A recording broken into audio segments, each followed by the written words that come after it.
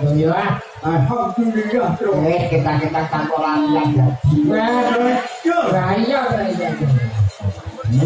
Makanya Oke, Pak Dua datang ke kami kalian ingkang sosok agung kanthi Paten Nabi sedherekipun Bapak Onehan Wahartono kalian Bapak Wiyantun Dasmiko di Patanto minangka bupati kalian wakil bupati wonten Kabupaten Ngawi bener nggih sampun dalu menika pumpatan sareng jenengan dhesaipun kalian sedaya warga Kabupaten Ngawi Iya.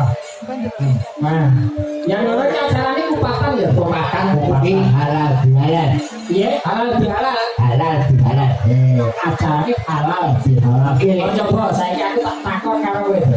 panjenengan apa Sing diarani halal iki.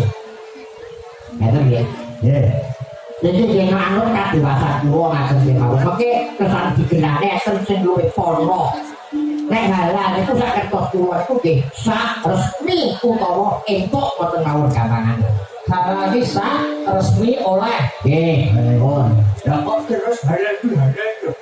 halal bihalal kuwi gosek tekse entuk padha entuke ono Jadi tegese podo entuke. heeh Aku entuk, kowe go entuk. nah apa sebabnya halal bihalal kok identik karo lebaran Ya. ngapura ngapura sak ngerti kula entuk sing paling apik iku entuk pangapura Nah, bener lho iya. entuk napa-napa iku sing paling apik ku mrapi kula kuwi entuk pangapura dadi sing njaluk ngapura yo halal sing ngapura yo halal jadi halal di halal Iya. Ya kayak ngono benar, kayak ngono benar. Aku ki bolak-balik krungu tembok halal bihalal, halal bihalal. Iki tegese apa ngono aku ki biar redam. nek jane nek ngapura iku rasane tadi bojo Mas. Wah, rumangsa salah yo njaluk ngapura lah sing rumangsa bener yo ndak cepet-cepet nek pariki pangapura lewatipun alhamdulillah dalu digelar inggih kados hari dadi kok semanten nah, iya. tak telu ora ketek jane iki yo ngetakno kene ora enek wektu golek biar ngrotobi Ya, mau bapak dinamakan tanpa naskah tanpa naskah nyatane ya dadi ora ditangguh. nah ini kok pengurusnya anyar Nah, pengurusnya kok anu Soalnya no bar pelantikan kok. weh, sapa pengurusnya coba?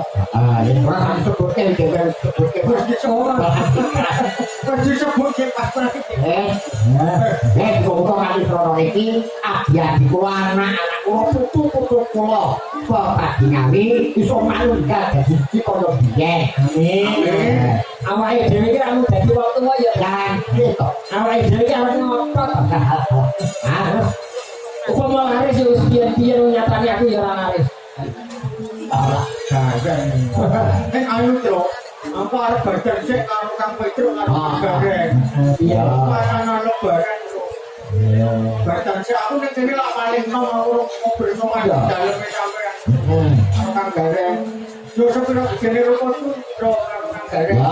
ora apa-apa wong tuwa ya ketu putih dadi dununge bener ora nek wong tuwa dununge salah ora mesti nek wong nom nah ngono Ning ya kuwi kok. Piye Kang Gareng? Lah kuwi njaluk ngapura ning nggonku ya terus suwe-suwe.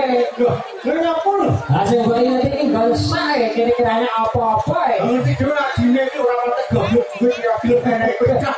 nggih Pak Rumatan Agung kula turas kula panjenengan agare karo begini ana anakku nduk niken saliki ya ana guruku yo bapakku abaiku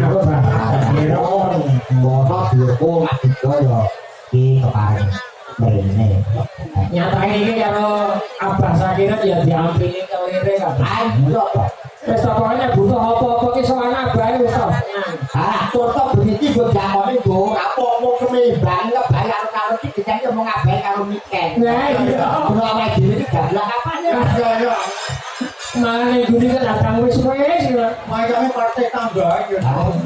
betul nggak tahu semuanya ini kowe ijen yang ini ora papat ngono kan aduh Tak kok Mbak Iken ya. kanggo ndereke anu apa kuwi sadurunge ngaturi Mas Dudo iku sing diatur enggak Mas Dudo sik Oh, Mas Dudo sik. dadi perko apa ibarat itu tuan rumah Ya, bener. sadurunge ngaturi Mas Dudo yuk coba ngaturke lagu wajib yen pas lebaran ngene iki Ada lagu itu. Lagunya apa tuh? lagune judulnya Idul Fitri karyane dulure wong Mas Dudo Darmoyo Iya. iki dia nek bawane nek bawane yen bawane Mas Dudo gawane iki pangkur guruku Mas Dudo jadi matur sudah kok yo gawe bowo gawane dandang gula Oh. Lojari raya Idul Fitri umat Islam rampungan ibadah poso sasi suwene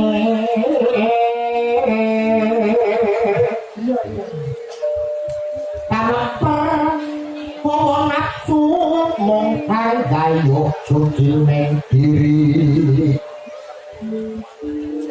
nah tapi pun Islam berarti mereka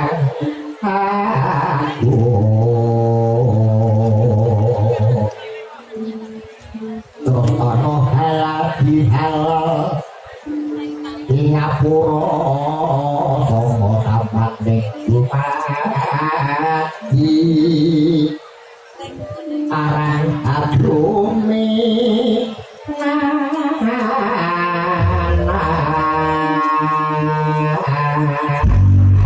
Bawaannya sing ngerepak.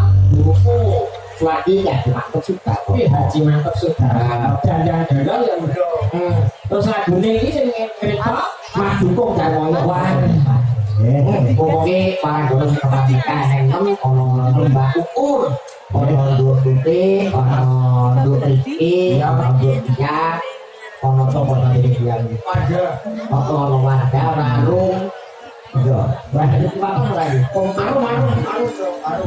lo sampai jatuh sebenarnya mas ini Idul Fitri dari Mas Dudo karo Mas Kondo yuk yo Mas Dudo yuk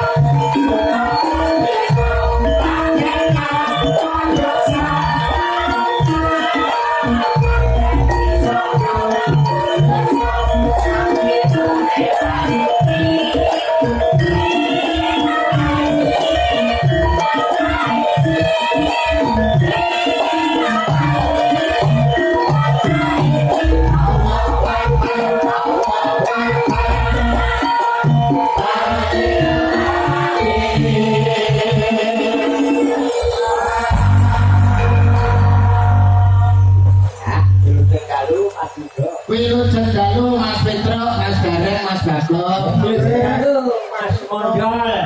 Wilujeng dalu Mas Petro, Mas Gareng, Mas Bagong. Ya alhamdulillah wa syukurillah dalu punika wah hebat luar biasa. Wayang regeng masyarakat Ngawi dalu punika tumplek blek wonten ing alun-alun. Sore wau panitia bingung Mas. Dika periksa sampai. Perkara mendung ulek-ulek niku panitia bingung. Untung Pak enten kula. Langsung panitia kula telepon, Mas, sampean siap nih uyah kula ngoten. Uyah. Masa ya uyah tok. Terus nenten nggih tempe tahu sarontone. Terus gua apa? Yo kuwe Mas. Tak kira arep terang udan ya Pak. Lah terang udan nek pas posisi luwe yo konsentrasi kan gak iso. Kowe kan dong lihat di goreng pelok lho. Pripun? Pelok dadi macet gene gak ada. Nggih niku leres. Takon galak, takon golek udah golek tenan.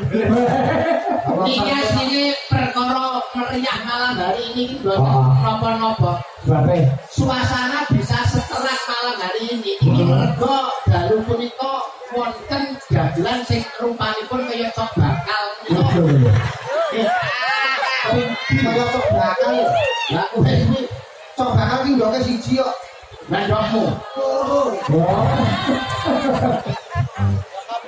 Ngaturaken nuwun sewu Mas.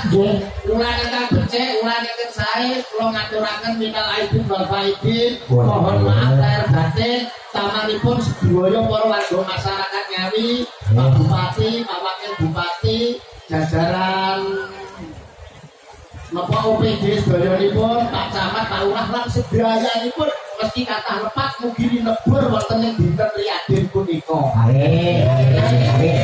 Oh, Mas Pelok kan katurke apa? Ngaturke pun Mas Pelok. Sampeyan Sampeyan ugi kula Mas Petro, Mas Gareng, Mas Bagong. Dari pembina ngaturaken sugeng riyadi minal aidin wal faidin, mohon maaf lahir dan batin. Dari alal bialal kalian Bapak Bupati saha staf-stafipun ugi warga Ngawi sedaya. Ayo, Mas, katurke apa? ya udah. Kowe ngatur dhewe kok diaturne. Yo matur dhewe diaturne kok. Kok menawa terus ana sing makili, yo Mas dhewe gak iso ngomong. Lah kok makili kok piye? Ora ngomong dhewe. Mikir jajak-jajak cuwil iki lho. Nggih. Kula tak monggo. Nggih. Nggih, kula tak monggo ngaturaken padha kalih cathah iki. Apa dong? Kok padha karo cacah, lha kowe iki sompretek ngono lho, duwe pikiran dhewe ngono lho. Kowe iki ucapne apa kok iso kaya karo final iki Bapak Ibu mohon maaf lahir lan batin sepinten agenge ngono kae lho. Kuwi lagi dhewe inisiatif dhewe. Aja kok tiru kancane. Kula ngaturaken minal aidin wal faidin, mohon maaf lahir dan batin sepinten agenge gadan kula. Alah, sepinten Langsung lah bojone. sepinten agene kaluputan kula agene gadan kula. Liru dalan nek Nggih, sepinten agenge kalumputan kula nyuwun pangapunten ing dinten riyaya menika. Amin. wis Wis aku ya ngapali kok kok pritok aku. lho arep iki ya mbok yo tambahi sithik omonge supaya masyarakat Ngawi ben piye ngono kok. Kudu ngono ae. Karjo ora kepeken Ngawi iki ben maju lho dikapane. Disuruh.